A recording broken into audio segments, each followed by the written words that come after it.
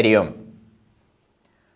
ആചാരാനുഷ്ഠാനങ്ങൾ വഴിവിളക്കുകൾ പോലെയാണ് എന്ന ഒരു നിരീക്ഷണം ആലോചനാമൃതമാണ്.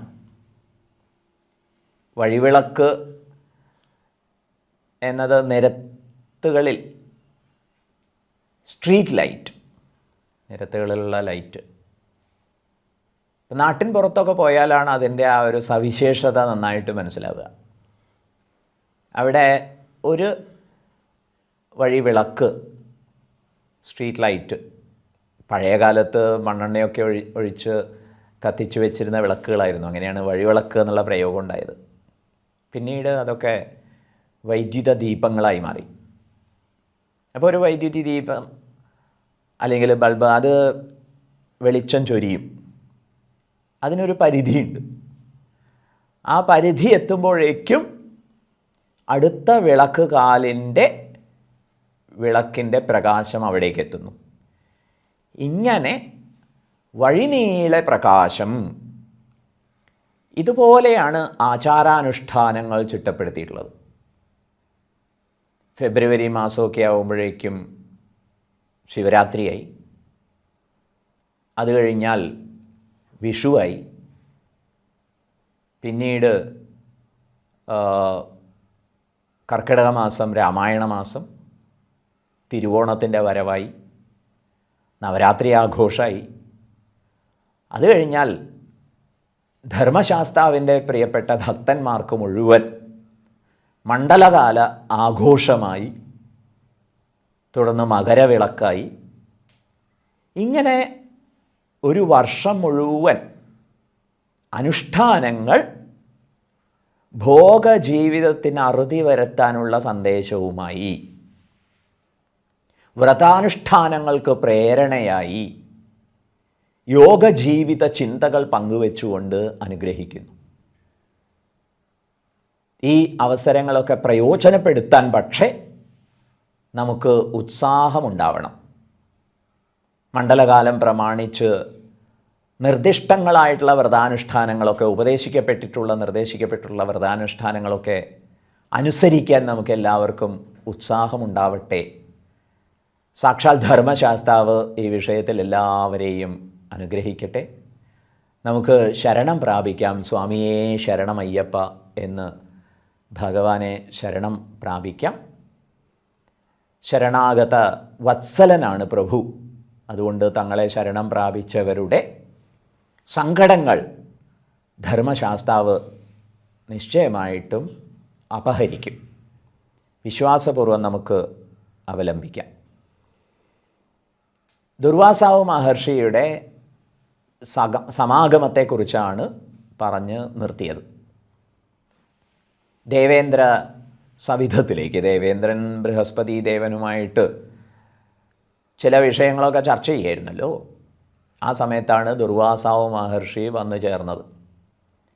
ദുർവാസാവ് മഹർഷി കയ്യിലൊരു മാല്യം, ഒരു പൂമാല, അതാകട്ടെ നിസ്സാരമായ പൂമാലയായിരുന്നില്ല. മറിച്ച് കുന്നിൻ മാനിനി ചൂടിടും മാല്യം, സാക്ഷാൽ പാർവതീദേവി അണിഞ്ഞ മാല്യമാണ് കൊണ്ടുവന്നത്. എന്നിട്ട് ദുർവാസാവ് മഹർഷി ദേവേന്ദ്രന് നൽകിയിട്ട് പറഞ്ഞു, ഇത് ശിരസിൽ അണിഞ്ഞാൽ വളരെ അനുഗ്രഹമുണ്ടാകും, മംഗളകാര്യങ്ങൾ സംഭവിക്കും എന്ന്. ദേവേന്ദ്രനാകട്ടെ ഈ മാല്യത്തെ തൽക്കാലം ഗജത്തിൻ്റെ മസ്തകത്തിൽ, തൊട്ടടുത്ത് ദേവേന്ദ്രൻ്റെ വാഹനമായിട്ടുള്ള ആനയുണ്ട്, ആ ആനയുടെ മസ്തകത്തിൽ തൽക്കാലം വെച്ചു. എന്നിട്ട് മുടിയൊന്ന് കെട്ടഴിച്ച്, അത് കെട്ടിയിട്ട് വേണമല്ലോ ചാർത്താൻ, മുടിയിൽ ചാർത്താൻ തന്നെയാണ് തീരുമാനം. അങ്ങനെ മുടി അഴിച്ച് അത് കെട്ടിക്കൊണ്ട് മാല നോക്കുമ്പോഴേക്കും ഒരുട്ടം അവിടെ സംഭവിച്ചിരിക്കുന്നു. എന്താ സംഭവിച്ചത്?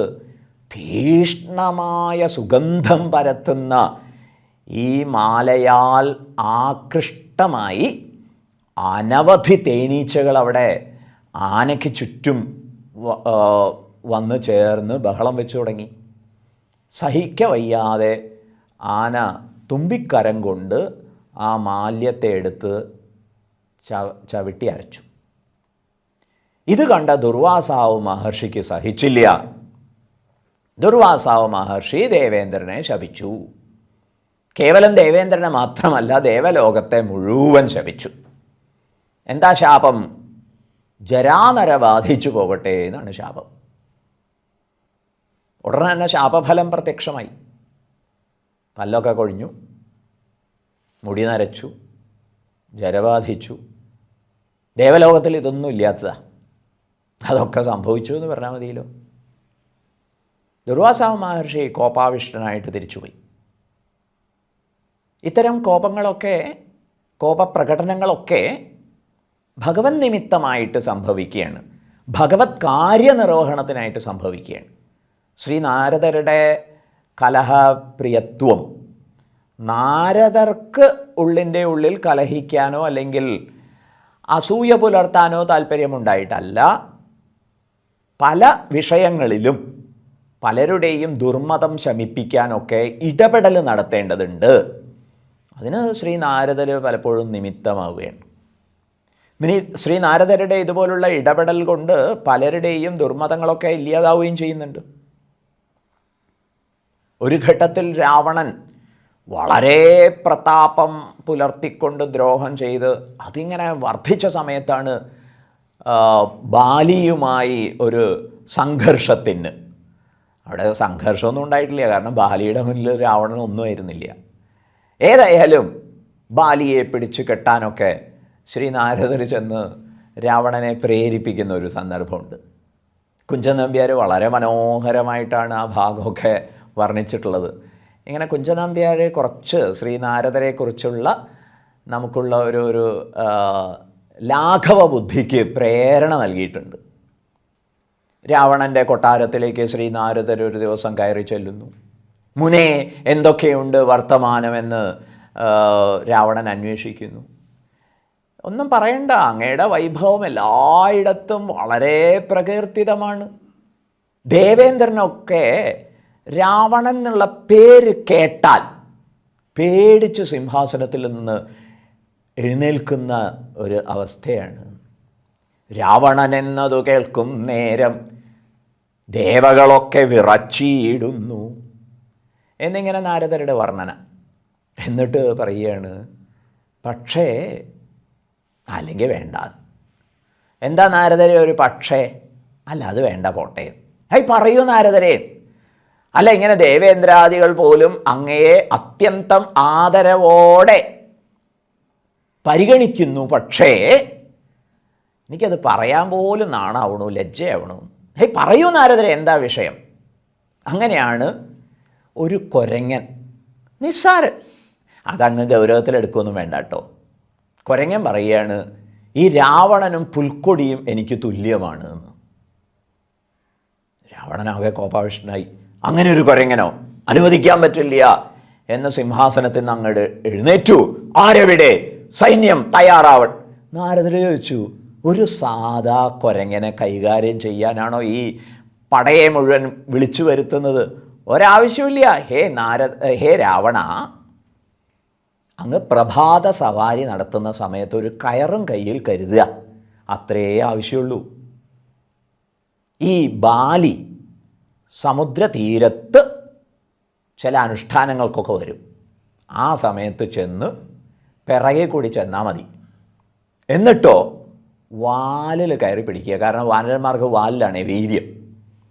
എന്നിട്ടൊരു വലി വലിച്ചു കഴിഞ്ഞാൽ കഴിഞ്ഞു, അത്രയേ ഉള്ളൂ എന്നിങ്ങനെ നാരദർ പ്രേരിപ്പിച്ചിട്ടാണ് രാവണൻ പുറപ്പെടുന്നത്.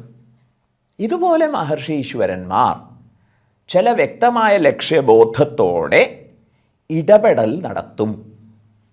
ഇവിടെ വീണ്ടും ദേവേന്ദ്രന് അത്ഭുതമാവുകയാണ്. എന്താ അത്ഭുതം? എന്തേ ദുർവാസാവ് മഹർഷി വരാൻ? എന്തേ മാല തരാൻ? എന്തേ ശപിക്കാൻ കാരണം? ബൃഹസ്പതി ദേവൻ പറഞ്ഞു, അങ്ങയോട് നാരദർ പറഞ്ഞതല്ലേ കൈലാസാദി ഗിരികളെ ഉപദ്രവിക്കരുതെന്ന്. അപ്പം അങ്ങ് അവിടെ ചെന്ന് ആക്രമിച്ചില്ലേ? അതുകൊണ്ട് തീർച്ചയായിട്ടും സാക്ഷാൽ പുരാന്തകൻ തന്നെയായിരിക്കണം ദുർവാസാവ് മഹർഷിയെ അയച്ചത്. ഗർവം കാണിച്ചതിന് ശർവൻ തന്ന ശിക്ഷയെ സ്വീകരിച്ചേ തീരൂ എന്ന് ബൃഹസ്പതി ദേവൻ പ്രസ്താവിച്ചു. ദേവേന്ദ്രനും സംഘവും, ദേവന്മാരുടെയൊക്കെ അവസ്ഥ വളരെ കഷ്ടമായി. ഇനി എന്തു ചെയ്യും എന്നാലോചിക്കുന്നു. അതിനുള്ള പരിഹാരവും പതിവ് പോലെ ബ്രഹ്മാവിൻ്റെ അടുത്തേക്ക് ചെന്ന് നോക്കാം എന്ന് ബൃഹസ്പതി. ബാക്കി ഭാഗം നമുക്ക് അടുത്ത ദിവസം ശ്രദ്ധിക്കാം. എല്ലാവർക്കും സാക്ഷാൽ അയ്യപ്പൻ്റെ അനുഗ്രഹാശിസ്സുകൾ ഉണ്ടാവട്ടെ. നമുക്ക് ആശ്രയിക്കാം. സ്വാമിയേ ശരണമയ്യപ്പ.